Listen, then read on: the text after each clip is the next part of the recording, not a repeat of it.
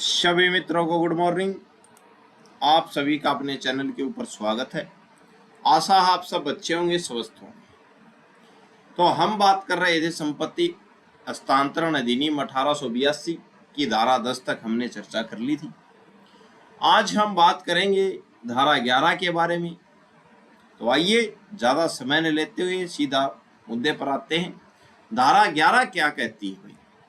तो संपत्ति हस्तांतरण अधिनियम 1882 की धारा कहती है कि जब आप किसी को अपनी संपत्ति का मालिक बना देते हैं, संपत्ति बेच देते हैं, तो आप उस पर अपनी मनमानी से शर्त नहीं थोप सकते भाई।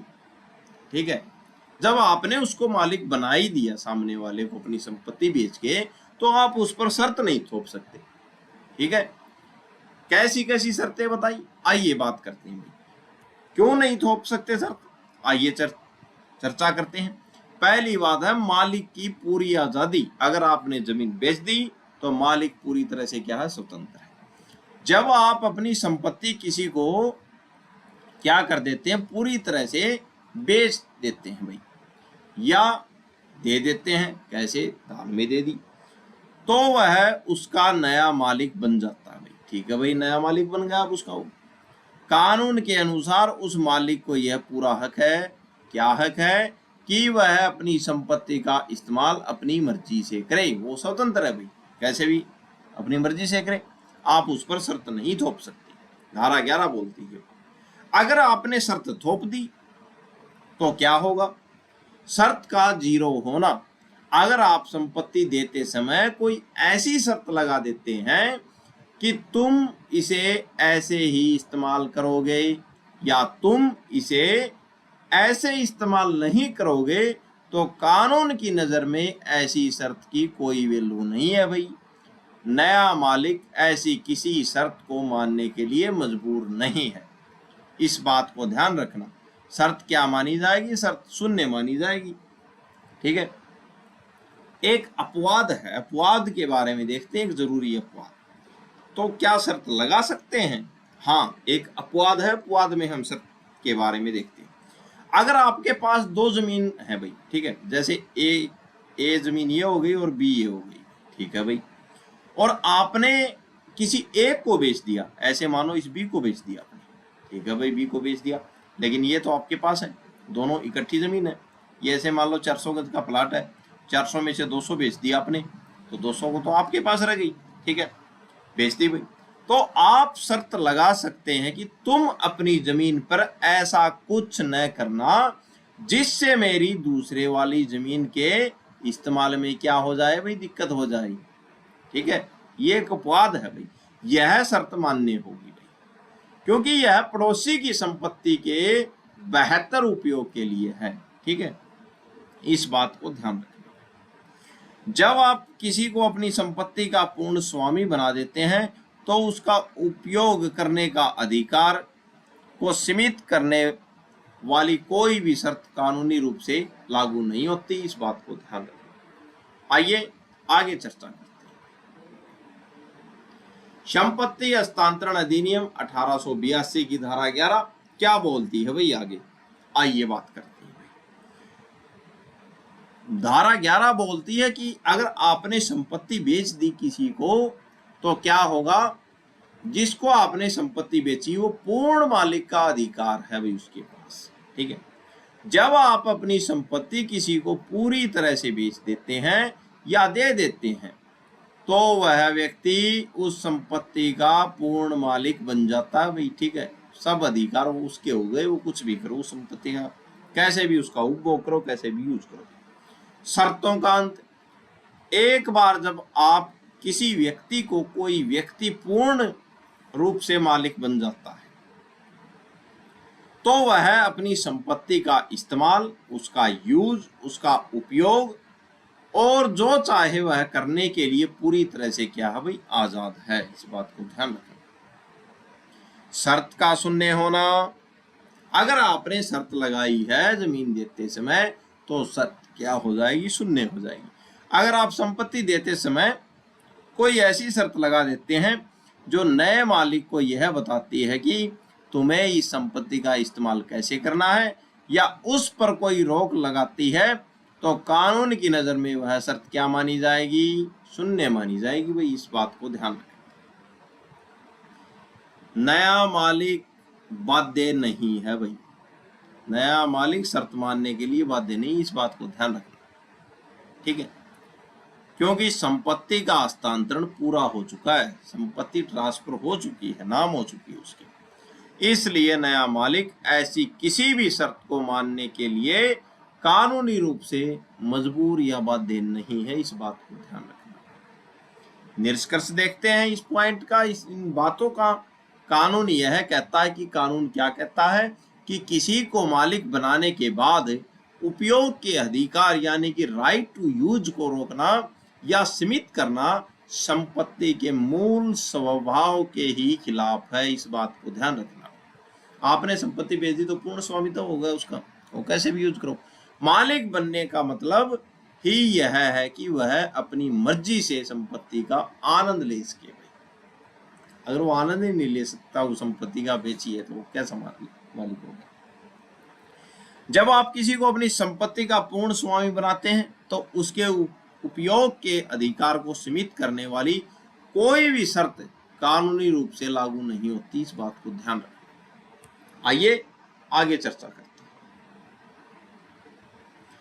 अब धारा 11 के जो ये कुछ शर्त जो बताई दी, शर्तों को नहीं मान सकते, शर्त मान्य नहीं होंगी, तो उसके उदाहरण देखते हैं। धारा 11 के उदाहरण देखते हैं जब शर्त शून्य होती है, ठीक है। कृषि भूमि का उदाहरण लेते हैं सबसे पहले, ठीक है। दो व्यक्ति हैं यहाँ पे,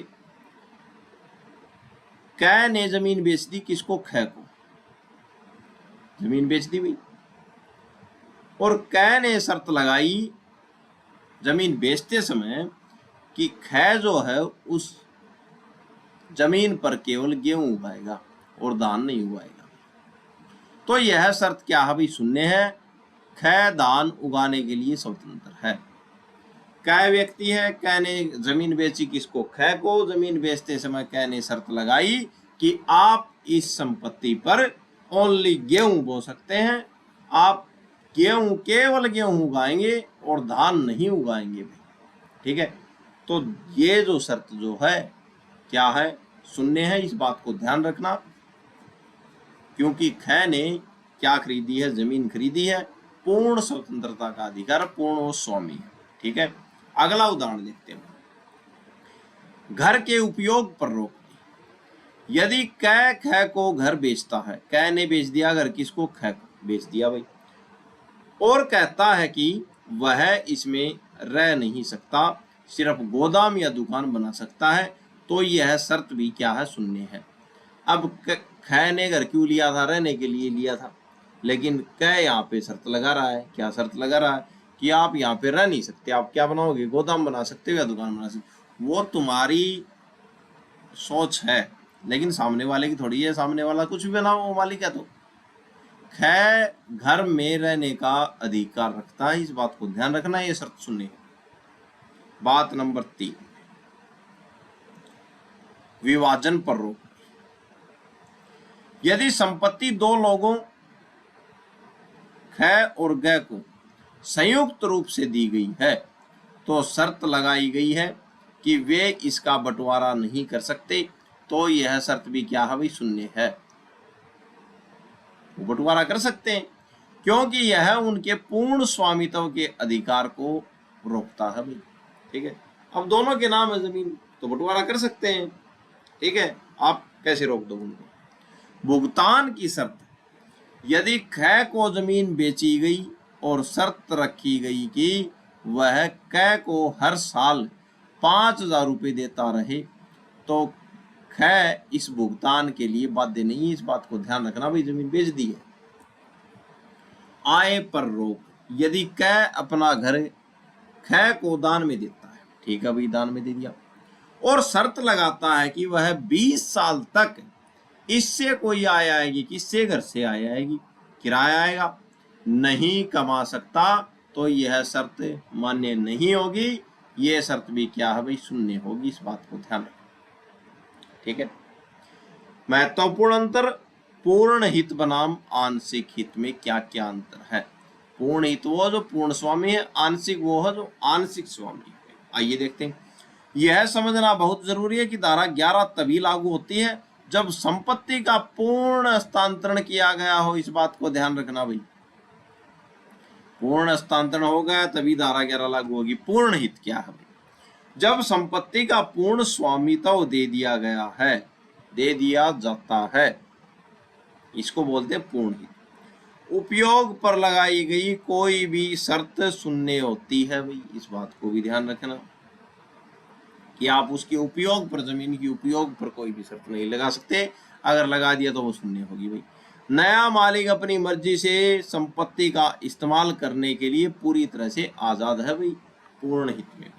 ठीक है, अब आंशिक हित की बात करते हैं भाई। आंशिक हित है जैसे जमीन को किसी को पट्टे पे दे दिया, लीज पर दे दिया, तो मालिक तो पुराना है वो, ठीक है, लेकिन कब्जा नए व्यक्ति के पास है।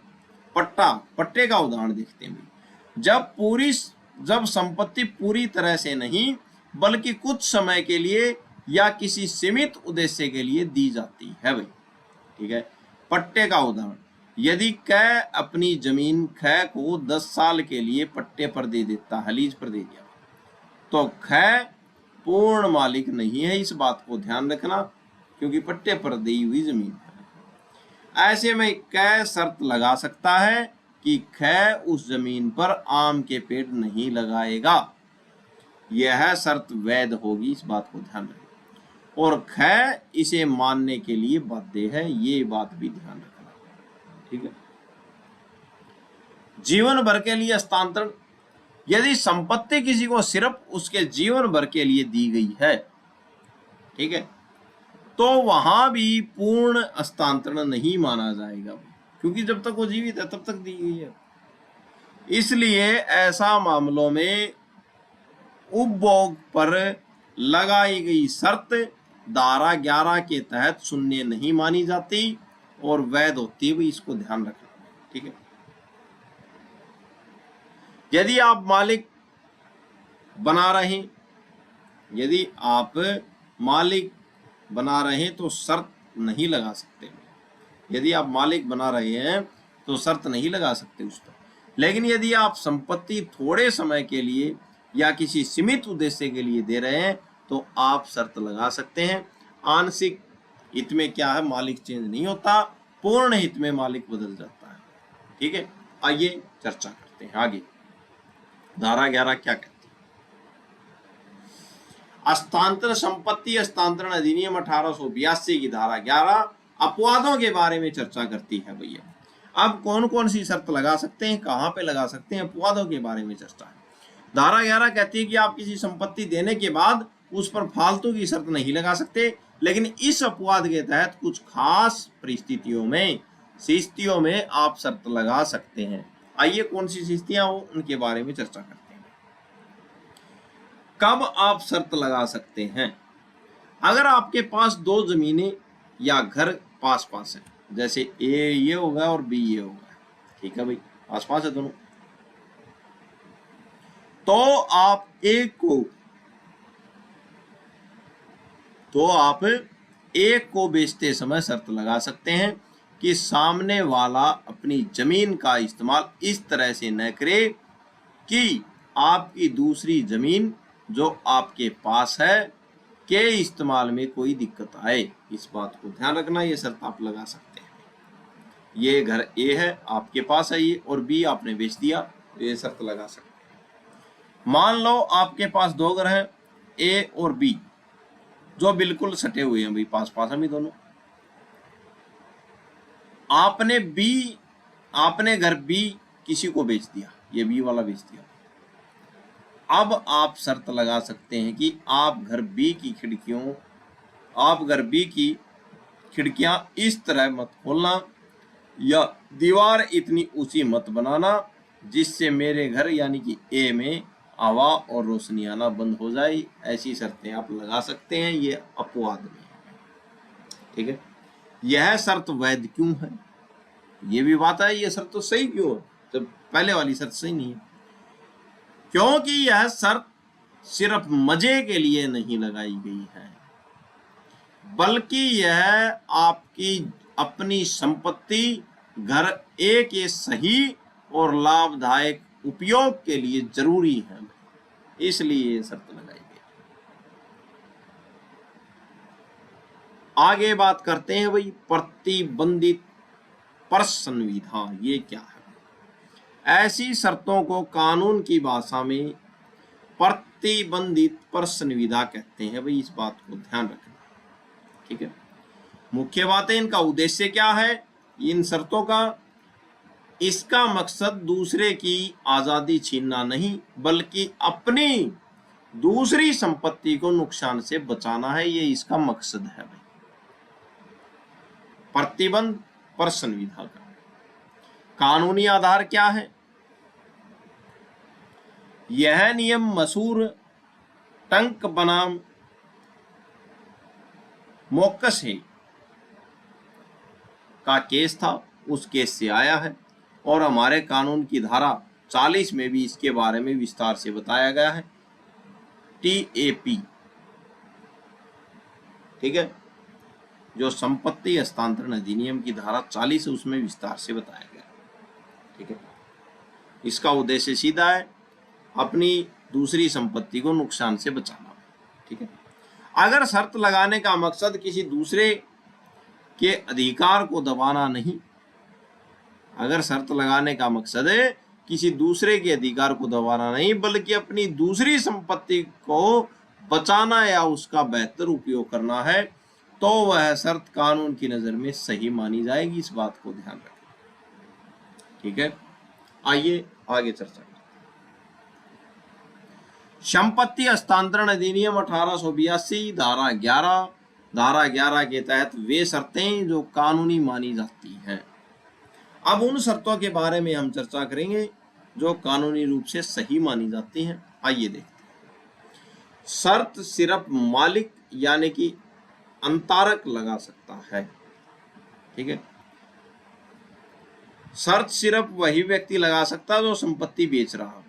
ठीक है, अगर कोई तीसरा व्यक्ति आकर शर्त लगाए तो वह मान्य नहीं होगी, ये बात ध्यान रखना। ठीक है,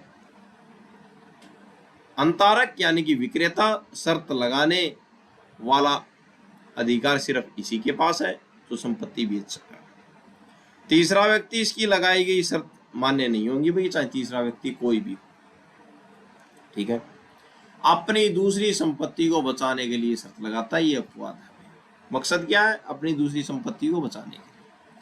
अगर बेचने वाले के पास कोई दूसरी संपत्ति भी है तो वह शर्त लगा सकता है कि आप अपनी खरीदी हुई संपत्ति का इस्तेमाल ऐसे न करें जिससे उसकी दूसरे वाली संपत्ति को क्या हो, नुकसान हो। उदाहरण, अगर कै का एक घर बगल में है तो वह कह सकता है कि आप अपनी खिड़की ऐसे मत खोलो कि मेरी निजी या रोशनी प्रभावित हो, मेरी निजता या क्या हो, रोशनी प्रभावित हो, इस बात को ध्यान रखना। ठीक है, ये शर्त लगा सकता है। ठीक है, ये उदाहरण देखा। याद रखें, यह अधिकार सिर्फ उसी व्यक्ति को मिलता है जो जमीन क्या कर रहा है, बेच रहा है, जिसके लाभ के लिए यह शर्त रखी गई थी। आगे चलकर जो भी उस संपत्ति का मालिक बनेगा वह भी इस शर्त को लागू करवा सकता है, ये बात भी ध्यान रखना। आगे तक की बात बता दी भाई।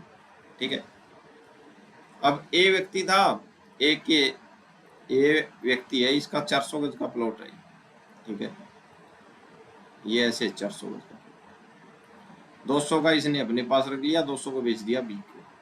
ठीक है, अब शर्त कौन लगा सकता है? इस पे ए ही लगा सकता है कि आप जो है दोनों पास पास हैं कि ऐसे खिड़की नहीं खोलना कि मेरी जो प्राइवेट निजता जो है उसका क्या हो, अनन्य, या इतनी ऊंची बिल्डिंग मत बनाना कि मेरे पास रोशनी नहीं आए। ठीक है, तो ये शर्त लगा सकता, मान्य होगी। ठीक है, ये शर्त लगा दी भाई ये नहीं। अब ए की क्या है, मौत हो जाती है लगभग।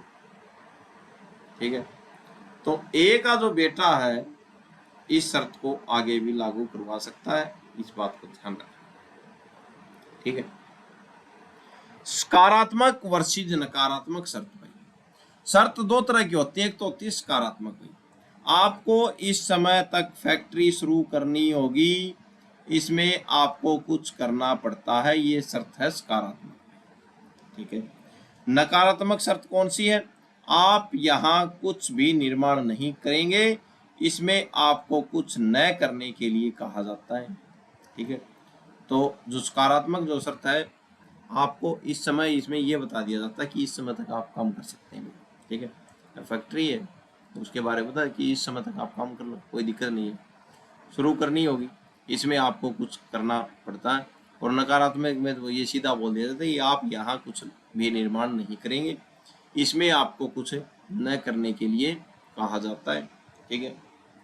तो नकारात्मक वाली ये है। कोर्ट का फैसला क्या है? इंदु कक्कड़ बनाम हरियाणा स्टेट, क्या फैसला था? इस केस में क्या कहा? एक कंपनी ने औद्योगिक इकाई को जमीन देते समय शर्त रखी थी। ठीक है। एक कंपनी ने औद्योगिक इकाई को जमीन देते समय एक शर्त रखी थी। क्या शर्त रखी थी?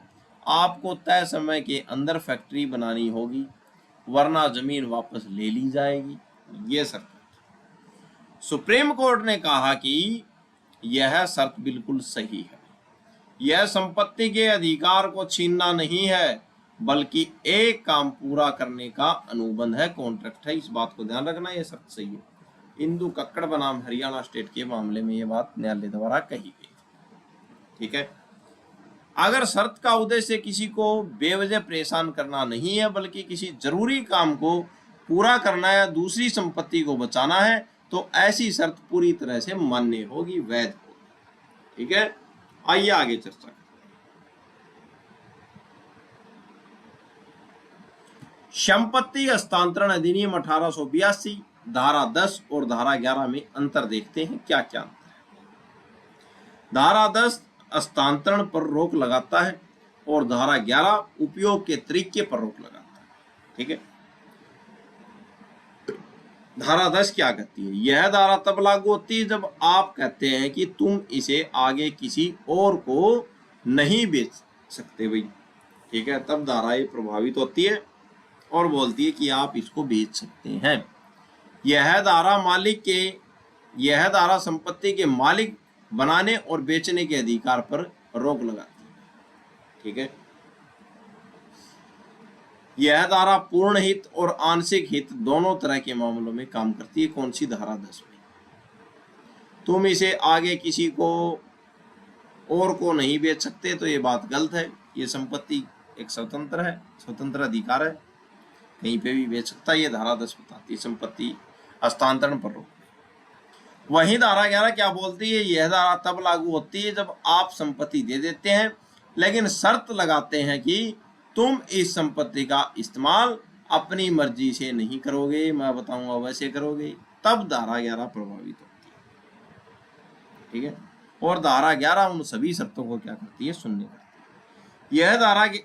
यह धारा संपत्ति के उपभोग के अधिकार पर रोक लगाती है। ठीक है। यह धारा सिर्फ पूर्ण हित के मामलों में ही लागू होती है, इस बात को ध्यान रखना भाई। पूर्ण हित के मामलों में लागू होगी ये, यानी कि आंशिक हित है भाई। आंशिक हित में धारा 11 लागू नहीं होगी। ये इन दोनों धाराओं में क्या है? अंतर है। ठीक है। तुम इसे आगे किसी को नहीं बेच सकते, तुम इस संपत्ति का इस्तेमाल अपनी मर्जी से नहीं करोगे, खिड़की मत खोलो या खेती मत करो। ठीक है। आइए आगे चर्चा करते हैं। उदाहरण से समझिए सकारात्मक और निषेधात्मक शर्तें क्या है, नकारात्मक शर्तें क्या है। सकारात्मक शर्तें, शर्त ऐसी जिसमें कुछ करना पड़े, यह है सकारात्मक शर्त। कै ने अपनी जमीन ख को बेची और शर्त रखी कि नाले की मरम्मत का खर्चा तुम उठाओगे भाई। ठीक है। यह एक सकारात्मक शर्त है, कुछ करने की शर्त है। ठीक है। निषेधात्मक नेगेटिव शर्त कौन सी है? नकारात्मक शर्त कौन सी? शर्त ऐसी जिसमें कुछ न करना पड़े, यानी कि आप कुछ नहीं कर सकते भाई इसमें। ठीक है। कै ने ख को जमीन बेची और शर्त रखी कि तुम इस खाली जगह पर कोई भी निर्माण नहीं करोगे। ठीक है। यह एक निषेधात्मक शर्त है, कुछ न करने की शर्त है। ठीक है। आइए आगे बात करते हैं। धारा 10 संपत्ति के बेचने के अधिकार पर रोक लगाती है। दोनों हितों में लागू होती है भाई, आंशिक हित और पूर्ण हित में। कौन सी? धारा 10। जबकि धारा 11 के उपयोग के तरीके पर रोक लगाती है भाई, सिर्फ पूर्ण हित में लागू होती है। ठीक है। धारा 10 जब आप कहते हैं कि तुम इसे आगे किसी को नहीं बेच सकते, तो आप आगे किसी को संपत्ति बेच सकते हैं, इस बारे में धारा 10 बोलती है। धारा 11 बोलती है कि इस्तेमाल कैसे होगा संपत्ति का, उस पर आप शर्त नहीं लगा सकते, अपवाद में शर्त लग जाती है। आइए आगे चर्चा करते हैं। अब बात करते हैं धारा 12 की। संपत्ति हस्तांतरण अधिनियम 1882 की धारा 12 क्या कहती है?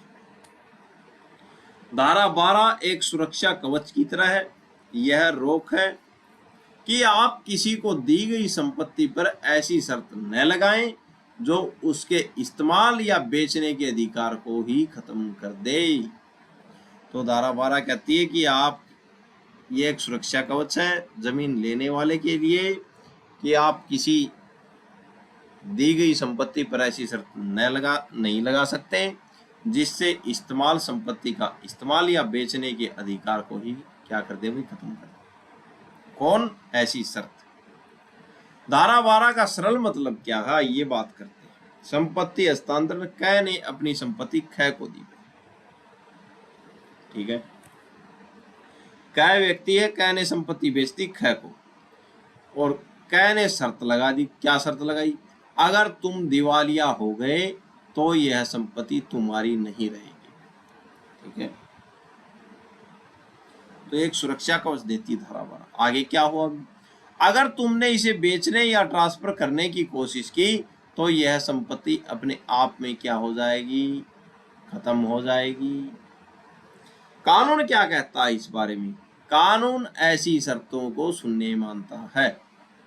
ठीक है। तो धारा 12 सुरक्षा कवच का काम करती है। क्यों मानता शून्य? एक बार संपत्ति मिलने के बाद वह ख का अधिकार है। दिवालिया होने या बेचने की कोशिश करना उसका व्यक्तिगत अधिकार है।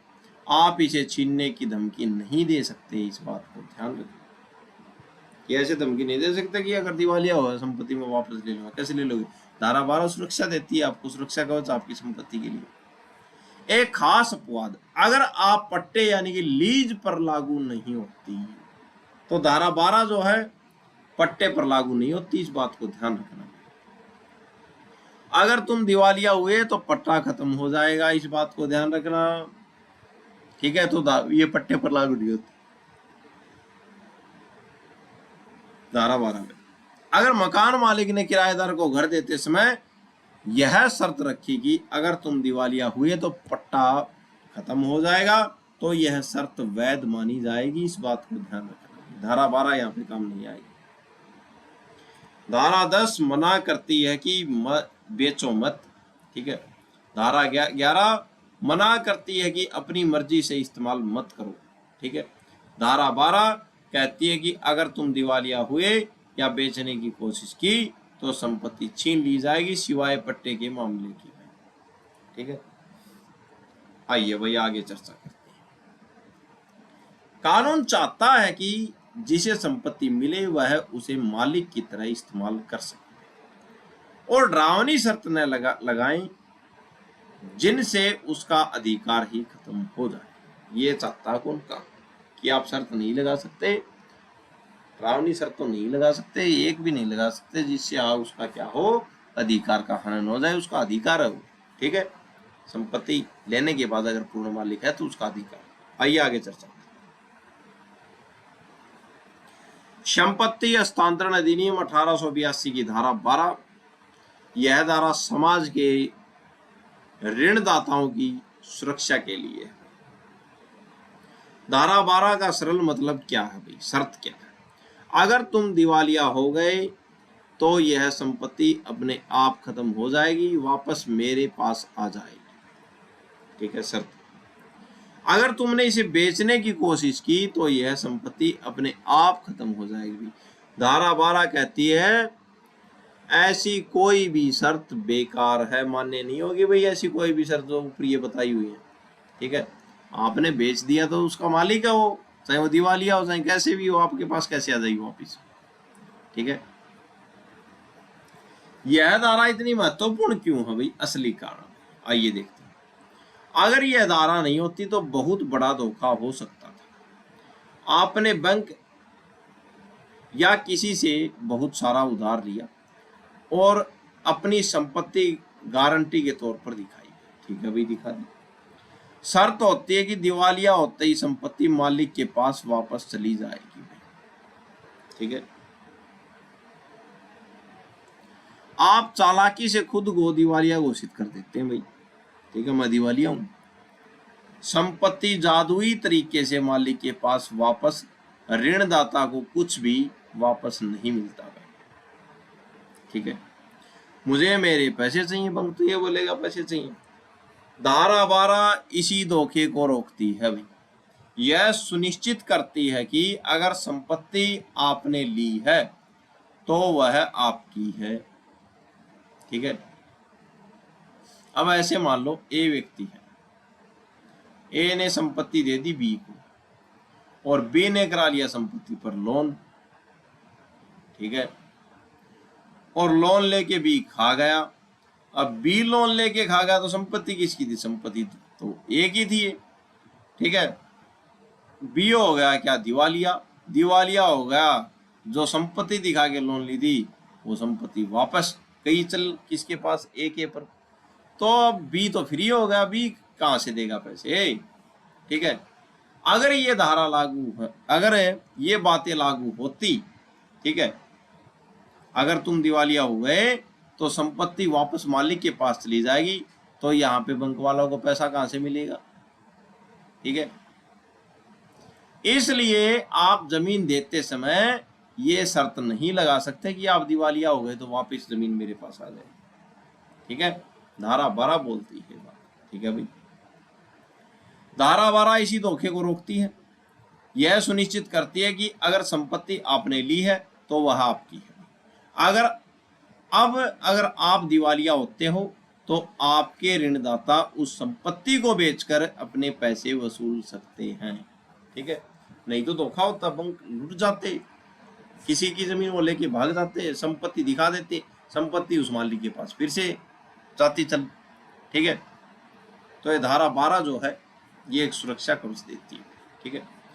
सब पर लागू है भाई। यह धारा तब भी लागू होती है जब संपत्ति का पूर्ण अधिकार मिला हो, और तब भी जब सिर्फ आंशिक अधिकार जैसे आजीवन हित मिला हो, तो दोनों पर लागू होती है धारा 10 और 11 के कनेक्शन में। जैसे धारा 10 और 11 के बेचने या उपयोग करने की आजादी पर रोक लगाने से मना करती है, वैसे ही धारा 12 दिवालिया होने के बहाने संपत्ति छीनने से मना करती है। इस बात को ध्यान रखना भाई, ठीक है।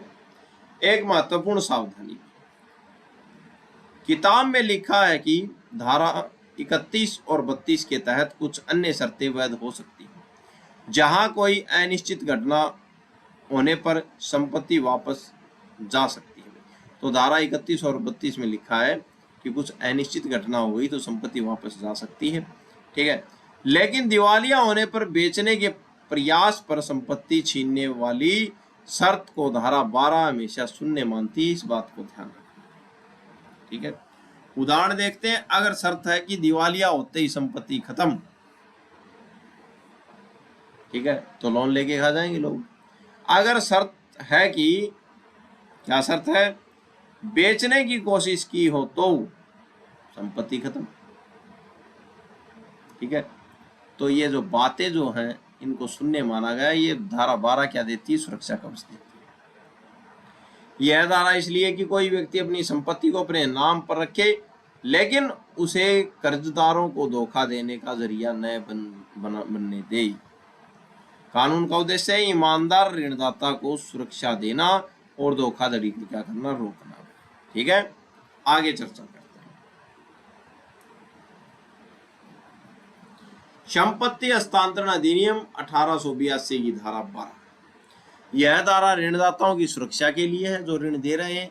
दिवालिया होने या बेचने के प्रयास पर संपत्ति छीनने वाली शर्त शून्य होती है। भाई सभी इस बात को ध्यान रखें। दिवालिया होने पर संपत्ति का क्या होता है, धारा 12 क्या कहती है, उदाहरण देखते हैं। कै ने अपनी संपत्ति खुद के लिए रखी, लेकिन शर्त लगाई जैसे ही मैं दिवालिया हो जाऊंगा यह संपत्ति मेरी पत्नी कै को मिल जाएगी। भाई ठीक है भाई, ये शर्त लगा दी। तो कानून के लिए यह शर्त मान्य नहीं है, अवैध है। कानून का फैसला यह शर्त शून्य है। अगर यह शर्त मान ली गई तो कै आसानी से सारा कर्ज क्या कर लेगा, हड़प लेगा। भाई पैसे देगा नहीं वापिस वो, और कहेगा मैं दिवालिया हो गया, अब संपत्ति मेरी पत्नी की है, कर्जदारों को कुछ नहीं मिलेगा। भाई ध्यान रखना। इसलिए धारा 12 क्या करती, कर्जदारों को सुरक्षा कवच देती है। ठीक है, आगे बात करते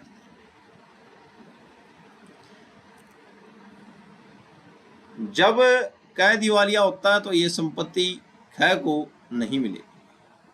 ठीक है, यह संपत्ति सरकारी जो प्रापक जो है के पास चली जाएगी, जो इस संपत्ति को बेचकर कै के कर्जदारों का पैसा चुकता करेगा। भाई ठीक है, ये बात ध्यान रखें। दिवालिया कौन होता है? तो दिवालिया कौन होता है, यही बात देखते हैं। जब कोई व्यक्ति अपने रोजमर्रा के व्यापार या जीवन में अपने कर्जों की, जो कर्ज ले रखे हैं, कर्ज ले रहा है, अपने कर्जी को चुकाने में असमर्थ हो जाता है। ठीक है, जब कोई व्यक्ति अपने रोजमर्रा के व्यापार या जीवन में अपनी कर्जी को चुकाने में क्या हो जाता है, असमर्थ हो जाता है, यानी उसकी जेब खाली हो जाती है, और देनदारियों जो देनदार जो होते हैं बहुत बढ़ जाती है, जो देनदारियां जो होती है यानी कि उधार जो कर्ज लिया वो बहुत बढ़ जाता है, तो वह दिवालिया माना जाता है कि ये दिवालिया हो गया। ठीक है, जब कोर्ट किसी को औपचारिक रूप से दिवालिया घोषित कर देता है तो उस व्यक्ति की सारी संपत्ति, उसका मालिकाना हक खत्म हो जाता है। भाई ठीक है, तो संपत्ति पर सारा मालिकाना खत्म हो गया, दिवालिया घोषित हो गया, और वह सारी संपत्ति सरकारी प्रापक के हाथ में चली जाती है। तो वो क्या करेगा, रिकवर करेगा कानून। ठीक है, तो वो करे क्या उस संपत्ति का, उस संपत्ति को बेच के जो कर्जदार है उनको जो जो हिस्सा मिलेगा उसमें से वो दे देगा। यह कानून कर्जदारों की सुरक्षा के लिए धारा 12। अगर कोई व्यक्ति दिवालिया होता है तो उसकी संपत्ति पर सबसे पहले हक कर्जदारों का होता है, ये बात भी ध्यान रखना। ठीक है, कर्जदारों का हक होगा सबसे पहले। वह व्यक्ति किसी चालाक शर्त जैसे पत्नी या किसी और को संपत्ति ट्रांसफर करने की शर्त के जरिए अपने कर्जदारों को धोखा नहीं दे सकता, इस बात को ध्यान रखना। धारा 12 उनको सुरक्षा देती है। कानून ऐसी किसी भी शर्त को नहीं मानेगा जो कर्जदारों का पैसा डूबने का रास्ता साफ करती हो, इस बात को ध्यान रखना। धारा 12 ऐसी शर्तों को शून्य घोषित करती है जो दिवालिया होने या संपत्ति बेचने के प्रयास पर संपत्ति छीनने की कोशिश करती है। इसका उद्देश्य ईमानदार कर्जदारों को सुरक्षा देना और धोखाधड़ी को रोकना। भाई ठीक है, आगे चर्चा करते हैं। धारा 12 संपत्ति हस्तांतरण अधिनियम, आखिरी और बहुत ही काम का पॉइंट, पट्टे के मामले में कैसे काम करती है धारा 12। आइए देखते हैं पट्टे में शर्त क्यों वैध है। भैया धारा 12 वाली, अगर तुम दिवालिया हुए तो मेरा घर दुकान खाली कर दो। पट्टे में पूर्ण स्वामी ट्रांसफर नहीं होता, भी स्वामी वही रहता है। ठीक है, मालिक अपनी संपत्ति का मालिक बना रहता है और सिर्फ इस्तेमाल का अधिकार दे देता, आंशिक हित किराएदार को दे देता है। ठीक है, ये चाबी दे दी कि तुम इसको इस्तेमाल करो, यहाँ पे रहो। ठीक है, आंशिक हित दे दिया। इसीलिए ऐसी शर्त वैध मानी जाती है क्योंकि यह मकान मालिक के अधिकारों की सुरक्षा करता है। ठीक है, अब दिवालिया हो गया तो मालिक क्यों रखेगा, अब टाइम पे आपने किराया नहीं पहुंचा है किसी का, तो आपको घर में रहने क्यों देगा? ठीक है, इसलिए धारा 12 यहाँ पे लागू होती है। यह शर्त केवल किराएदार पर लागू होती है, इस बात को भी ध्यान रखना। ठीक है, किराएदार यानी ये पट्टा प्राप्त करता तीसरा व्यक्ति। ठीक है, यह शर्त सिर्फ उस व्यक्ति पर बाध्यकारी होती है जिसने पट्टा लिया है किराएदार ने।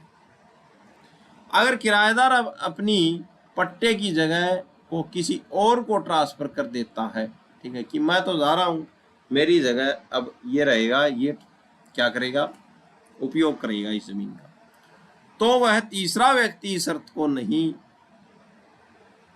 मानेगा, नहीं बांधेगा। ऐसे मान लो ये व्यक्ति है, ए ने पट्टा किया बी के साथ 3 साल का, कि 3 वर्ष तक मैं यहाँ पे रहूंगा, और क्या किया, 5,000 रुपये दे दिए भाई एडवांस में। ठीक है, 50,000 रुपये दे दिए, चलो एडवांस में, 1 साल का किराया पहले दे दिया। अब 3 महीने के बाद बी को लगा कि यहाँ पे नहीं रहना, चलना, तो बी क्या करेगा, सी से क्या कर देगा, पट्टा कर देगा भाई, कि मैं तो जा रहा हूं, ठीक है, और मैंने इसको 1 साल का किराया दे रखा है एडवांस में, तुम ऐसे करो 3 महीने का काट के मेरे को 40,000 रुपया दे दो, वापिस कर दो, और इस जमीन का उपभोग तुम करो। तो सी के ऊपर ये बाध्यकारी नहीं होगा, इस बात को ध्यान रखना। ठीक है, कब शर्त लागू नहीं होगी, अगर पट्टेदार दिवालिया हो जाता है तो यह शर्त तब लागू नहीं होगी। ठीक है, अगर दिवालियापन कानून के तहत प्रक्रिया पूरी कर रहा है। ठीक है, अगर जो दिवालियापन जो है वो कानून के तहत क्या कर रहा है, प्रक्रिया पूरी कर रहा है, तो क्या नहीं होगी, ये शर्त लागू नहीं।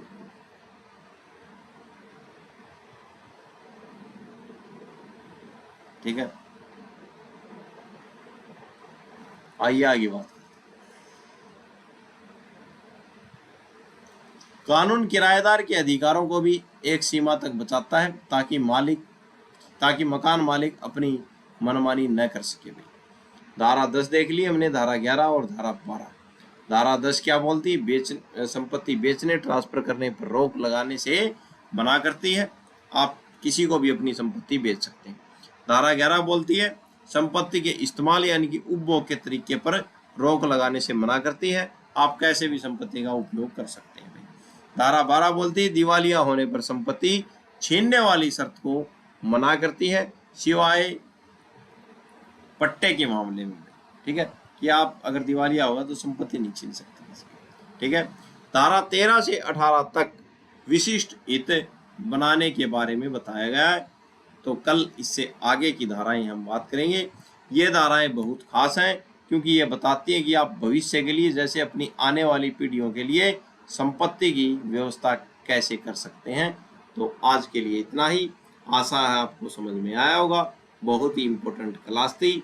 धारा 10, 11 और 12 तक हमने चर्चा कर ली है। तो आज के लिए इतना ही। चैनल को लाइक करें, शेयर करें, अपने मित्रों तक पहुंचाएं। धन्यवाद, धन्यवाद, धन्यवाद।